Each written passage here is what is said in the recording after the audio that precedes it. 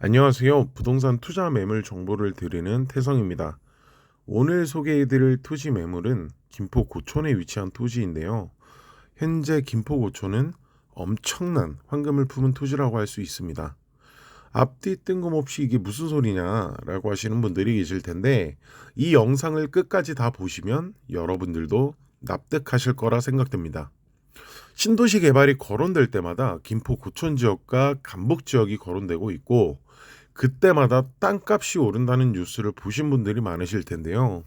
이 두 지역을 살펴보면 현재 간북지구의 경우 토지 대부분이 개발이 되어서 더 이상 개발이 될 토지가 거의 남아있지 않은 상태고, 김포 고촌 역시 주위에 개발 안 된 곳을 찾기가 어렵습니다. 이 두 지역 공통점을 살펴보면 5호선의 양쪽 끝에 위치하여 서로 대칭을 이루는 지역으로 마치 데칼코마니처럼 물감을 종이의 한쪽 면만 그렸다가 종이를 접어서 핀 것과 같은 모습을 하고 있는데요. 현재 사진상에 보이는 보라색 선이 지하철 5호선 노선입니다. 노선을 살펴보면 하남시청 아래쪽으로 가밀지구 초입까지 5호선이 뚫려져 있는 것을 확인하실 수 있으실 텐데요. 간북지구 쪽을 살펴보면 현재 3기 신도시로 발표가 된 교산 신도시가 보이실 텐데, 현재 교산지구, 간북지구에는 지하철이 없습니다. 그럼 여기서 한 가지 질문을 여러분들께 드리도록 하겠습니다. 여러분들은 신도시 개발 중에 있는 교산지구에 지하철이 생길 거라고 생각하시나요? 아니면 안 생길 거라고 생각하시나요? 당연히 높은 확률로 지하철이 생길 것이라고 누구나 예상이 가능합니다. 신도시이고 사람들 유입이 많은 곳은 지하철을 만들 수밖에 없고, 여지껏 다른 신도시 개발을 했을 때도 그래 왔었으니까 기대 심리가 작용을 하는 것이죠. 그럼 지하철이 들어온다는 것이 확정일까요? 아무도 모릅니다. 그저 사람들의 기대 심리로 지하철이 들어간다라고 예상할 수 있는 것뿐이죠. 반대로 김포 고촌 쪽은 정확한 노선만 정해지지 않았을 뿐 이미 5호선 연장이 확정되었다고 발표한 바 있습니다. 여기서 중요한 건 간북지구는 기대 심리로 지하철이 생길 것이다라는 예상일 뿐이고, 고촌은 공사를 아직 하지만 않았을 뿐 확정이 된 사실이라는 겁니다. 이것만 놓고 봤을 때 여러분들이 두 지역 중 한 곳에 투자를 한다라고 하셨을 때 간북과 고촌 어느 쪽이 더 가치 있다고 생각하시나요? 당연히 지하철 연장 확정이 된 김포 고촌이 가치가 더 높습니다. 지하철이 확정적으로 들어오는 건 이미 확인을 했고, 그럼 환지 방식의 개발인지 아니면 강제로 빼앗는 몰수 방식인지를 짚고 넘어가야 되는데, 아시는 분들은 아시겠지만 역세권 개발 법률이 제정이 되면서 환지 방식으로 적용을 하기로 이미 옛날에 법이 바뀌게 되었습니다. 그렇게 바뀌고 난 뒤 환지 방식으로 진행된 첫 번째 지역이 바로 오송역과 여주역인데요. 이 지역들을 시작으로 차례대로 여러 지역들이 환지 방식으로 역세권 개발 적용을 하였는데, 쉽게 말해 옛날에는 역세권 개발을 하게 되면 인근 토지 지주들이 쫓겨났을지 모르지만 지금은 그런 식으로 개발을 하지 않는다는 것이죠. 근데 이게 이번 토지 매물 정보와 무슨 상관이 있냐 궁금하실 텐데요. 이번 시간에 소개해드릴 토지가 바로 역세권 토지가 될 확률이 높은 토지이기 때문입니다. 역사 수용법이 1차 직접 역세권이라고 하면 500m 내 구역을 말하는데, 이러한 토지는 환지 또는 입체환지 개발을 적용하여 땅값이 가장 높은 우량주라고 할 수 있는데요. 쉽게 말해 가장 돈이 된다는 땅이라는 것이죠. 그럼 결국 중요한 것은 김포 고촌 토지 매물이 여기 생길 위치 500m 내에 들어오냐 안 들어오냐가 관건인데, 지금 보시는 사진은 오늘 말씀드릴 매물지 위치 사진인데요. 지하철 역세권 토지가 되는지 안 되는지 확인을 해봐야겠죠. 지하철이 생길 노선에 대해서 제가 예측을 해보도록 하겠습니다. 먼저 물건지 위로는 한강이 있는데, 한강에다가 지하철을 만들 수는 없습니다. 이걸 미루어 보아 지하철역이 생길 곳은 김포 지역 안쪽 지역이라고 할 수 있는데요. 안쪽에 지하철역이 생긴다고 했을 때 지하철역이 생길 수 있는 예상 방향을 세 가지로 나누어 보았습니다. 예측한 세 가지 예상 노선도를 보시는 바와 같이 각각 빨간색, 주황색, 검정색, 화살표로 표시해 둔 것인데 물건지와 각 3개의 노선도 사이의 거리가 500에서 1km 반경 내에 위치하고 있습니다. 특히 역사를 중심으로 가까우면 가까운 토지일수록 복합 고밀도 역세권 개발이 가능해지는데 이렇게 되면 용적률 1500%를 적용받습니다. 이 말은 뭐냐? 용적률 1500%를 적용받는 준주거지나 상업지에 적용하는 100평의 토지가 있다라고 하면 15층 높이 규모의 건축물을 지을 수 있습니다. 쉽게 말해 백화점이나 쇼핑몰 혹은 주상복합 빌딩을 건축할 수 있는 입지라는 것인데 만약 여러분들이 가지고 계신 토지가 고밀도 역세권 개발이 가능한 토지로 앞서 말씀드린 토지와 조건이 같다라고 한다면 여러분들이라면 어떤 건축물을 지으실 건가요? 1층에서 3층 높이의 규모의 건축물을 지으실 건가요? 아니죠. 당연히 백화점이나 쇼핑몰, 주상복합 빌딩을 건축해야 시세 차익 부분에서 큰 수익을 얻을 수 있는데요. 앞서 예상하는 지하철 노선 방향 3곳 중 제가 지금 말씀드리고 있는 매물에서 어느 방향으로 여기 생기던 모두 500m 이내 범위의 높은 확률로 초역세권 고밀도 토지가 될 수 있다라는 겁니다. 물론 5호선 연장이 확정은 되었다곤 하지만 여기 3가지 방향 중 어디에 들어갈지가 정해지지 않았죠. 그치만 어느 방향으로 들어가던 해당 매물이 예상 노선도 중심에 있기 때문에 높은 확률로 역세권 토지에 포함될 가능성이 있다라는 것이죠. 초역세권이 될 토지라는 것에 대한 의견을 뒷받침할 수 있는 뉴스 기사가 23년 2월 21일 날짜로 발표가 되었는데요. 5호선 노선 직선화 관련 기사입니다.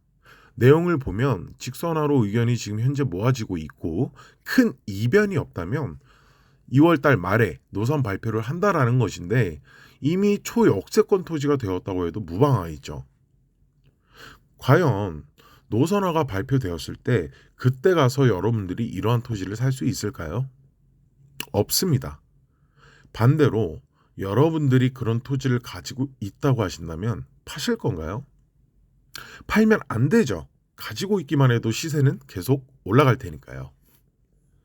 또 한 가지 입체 개발 방식이란 것이 있는데 우리가 알고 있는 일반적인 환지 방식은 토지를 개발하여 개발된 토지를 돌려주는 것인데 입체 환지 개발 방식은 건설업체와 협약하여 개발된 땅 위에 건물까지 올리고 땅과 건축물 일부를 같이 돌려주는 것을 입체 환지 방식이라고 합니다.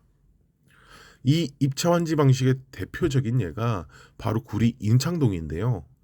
보시면 아시겠지만 구리역과 160m 떨어진 상가입니다. 노란색으로 색이 칠해진 부분들이 모두 입체 환지 방식으로 개발이 됐다라는 표식인데 심지어 상업지도 아니고 준주거 용지입니다. 근데 여기 코너 자리에 있는 상가를 살펴보니 도시지역 준주거지역으로 표시가 되어 있고 공시지가만 2,600만 원입니다. 실제로 거래되는 가격은 공시지가의 3배에서 4배라는 건 다들 아실 겁니다. 실제 거래되는 가격을 보수적으로 계산한다고만 했을 때 평당 8,500만 원이라는 것이죠. 그럼 과연 이 건물을 한 사람이 가지고 있을까요? 아닙니다. 130명이 지분으로 가지고 있었던 겁니다. 사진으로 보시면 아시겠지만 6평, 4평, 2평씩 지분으로 가지고 있는데 만약 개발로 인해 원래 가지고 있던 토지를 간보율로 반씩 떼어갔다라고 가정해보면 2평인 사람은 개발이 되기 전에 4평, 4평인 사람은 8평, 6평인 사람은 12평을 가지고 있었다는 것인데 10평이 작은 평수라고 해서 절대 무시할 수 없습니다. 좀 전에 말씀드렸듯이 이 상가는 현재 평당 8,500만 원대인데 입체 환지로 돌려받기 전에 땅으로 가지고 있었던 사람들은 얼마를 주고 이 땅을 샀을까요? 바로 평당 200만 원입니다. 10평 구매한 사람은 총 2천만 원 투자를 한 것이죠. 근데 아까 입체 환지 방식은 토지뿐만 아니라 개발된 건축물 일부분도 받는다고 말씀드렸잖아요. 기존에 땅을 샀던 사람들은 매매가 3억에 월세 300만 원 나오는 상가까지 보상을 받았습니다. 종합해보면 평당 200만 원씩 총 2천만 원을 투자해서 6평 기준으로 평당 8,500만 원으로 계산해 본다면 땅값만 5억 1천만 원이고 여기에 추가로 매매가 3억에 매달 월세 300만 원이 나오는 상가까지 보상을 받았으니 거의 초기 투자 자금의 40배가 되는 이득을 보게 된 것이죠. 이게 바로 누구나가 꿈꾸던 건물주 아닌가요? 오늘 말씀드리는 토지가 인창동 상가 사례와 같은 건물주가 될 수 있는 토지인데 당연히 이런 토지는 금방 분양이 될 테니 서두르셔야겠죠. 아직도 느낌이 안 오신다 하시는 분들을 위해 추가적으로 김포 고촌 토지와 비슷한 매물들의 시세를 비교해 드리도록 하겠습니다. 그 전에 여기까지 얘기를 들어보신 분들께서는 혹시 매물지가 그린벨트가 아니냐라고 하실 수 있는데 그린벨트 맞습니다.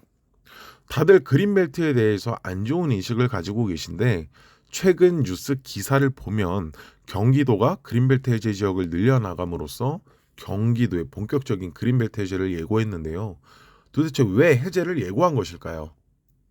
그 이유는 개발은 계속해서 진행이 되는데 개발을 할 토지가 없기 때문에 기존에 묶여 있었던 그린벨트 토지들을 해제하기 시작한 것입니다.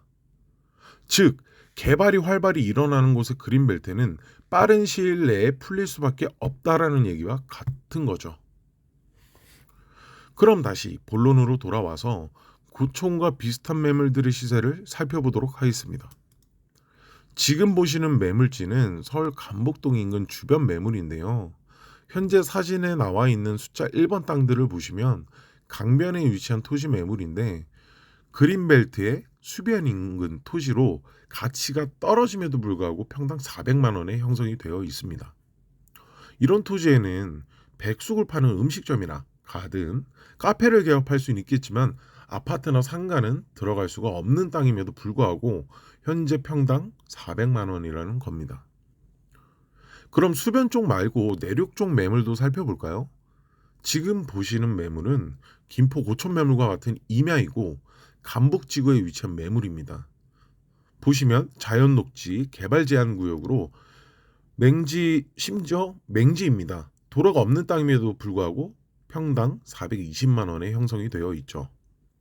아까 처음에 제가 감북지구에 현재 전철이 없다라고 말씀드렸는데 가밀지구 초입까지는 뚫려 있지만 현재 감북지구는 지하철이 연결된 게 없습니다. 전철도 없는데 평당 420만 원으로 형성이 되어 있는 것이죠. 아까 전철이 생길 거라는 확정도 아니고 기대치로 인한 예상만으로 이렇게 평당 420만 원으로 시세가 형성이 된 겁니다. 자, 다음 매물 보죠. 용도는 답입니다. 매물 설명을 보면 현재 답 상태로 비닐하우스나 농사짓기 좋은 위치라고 나와 있는데 이것을 다른 말로 풀어보면 농사 이외에는 아무것도 못한다라는 겁니다. 왜일까요? 바로 그린벨트로 묶여 있어서 그렇습니다. 대신 신도시 개발 시 혜택이 있다라고 되어 있는데 이 혜택이란 신도시 개발 시 입주권을 준다라는 얘기입니다. 강제 수용을 당하더라도 입주권은 받을 수 있다라는 얘기죠. 강제 수용이 아닌 환지 개발 방식으로 된다? 그럼 더 대박이라고 할 수 있는데요. 그래서 현재 이 매물의 시세는 550만 원입니다. 자, 다음 매물 보시겠습니다. 용도는 전이며 역시 마찬가지로 그린벨트입니다. 이 땅은 자동차가 전출입 가능한 도로에 접하고 있습니다 라고 되어 있는데 도로폭이 좁은 2차선 도로가 나 있으며 이축권 사용할 수 있는 전인데 중요한 건 이축권을 따로 별도로 구매해야 된다라는 겁니다. 이축권이란 그린벨트 거주하고 있는데 개발이 들어가서 집이 철거당하게 되어 옮겨가야 할 때 다른 곳에 집을 지을 수 있는 허가증이라고 보시면 되는데 현재 경기도권 이축권은 5억에서 7억에 거래가 되고 있습니다. 심지어 땅값과는 별개죠. 그럼 현재 이 매물의 매매가는 보시는 바와 같이 41억이고 이축권까지 계산한다면 집 한 채를 지으려면 약 50억 정도가 있어야 된다는 건데 그럼에도 불구하고 이 매물의 가격은 평당 848만 원에 형성되어 있습니다. 다음 보시는 사진은 같은 그린벨트지만 취락지구로 찍혀 있는 곳의 토지를 한번 확인해 보도록 하겠습니다. 보시면 시세가 더 비싼 2,300만 원으로 형성되어 있죠. 다음 보시는 매물 또한 취락지구로 시세는 2,700만 원입니다. 그 다음 매물은 매매가 아닌 월세로 나왔는데 무려 보증금 10억에 월세 1억 6천만 원입니다. 물론 토지 평수가 약 2,400평 정도 되는 토지인데 소유주가 이걸 팔지 않고 전시장이나 홍보관으로 임차를 해서 빌려주고 매달 월세를 1억 6천만 원씩 받다가 10년 정도 뒤에 땅값이 더 오르면 팔겠다라는 거겠죠. 이러한 그린벨트 토지들이 그린벨트가 해제되게 되면 보통 역세권 500m 이내에 있는 땅들은 복합용지라고 해서 준주거용지 같은 걸로 활용될 가능성이 큽니다. 그럼 평당 2천만 원에서 3천만 원은 기본으로 형성이 되겠죠. 저렴했던 그린벨트 지역들이 이렇게 종이 찍히면서 시세가 크게 뛴 것을 확인하실 수 있습니다. 마지막으로 향후 미래 가치를 살펴보도록 하겠습니다. 현재 미사지구나 가밀지구에 일자리가 많을까요? 없습니다. 결국 일을 하려면 서울로 들어와야 되는데 마곡은 판교처럼 4차 산업에 관련하여 앞으로 발전시켜야 하는 일자리들을 많이 만들겠다라고 했습니다. 그래서 지금 마곡에 가면 판교에 나가야 볼 수 있는 고층 빌딩들이 있는데 이러한 4차 산업과 연계해서 김포 쪽과 같이 개발을 계속 해나가겠다고 이미 발표한 바 있습니다. 그럼 미사나 감북보다 김포가 지금은 뒤처져 있는 것처럼 보여도 처음에 말씀드렸던 것처럼 전철 5호선 연장이 확정된 상황이니 5년 뒤쯤이면 감북하고 비슷해질 거고 일자리들도 더 많아지겠죠. 그럼 결국 시간이 지나면 지날수록 시세가 감북을 뛰어넘는 건 시간 문제라는 겁니다. 이런 대박 땅을 지금 현재 주변 시세의 3분의 1 가격도 안 되는 가격에 분양 중에 있습니다.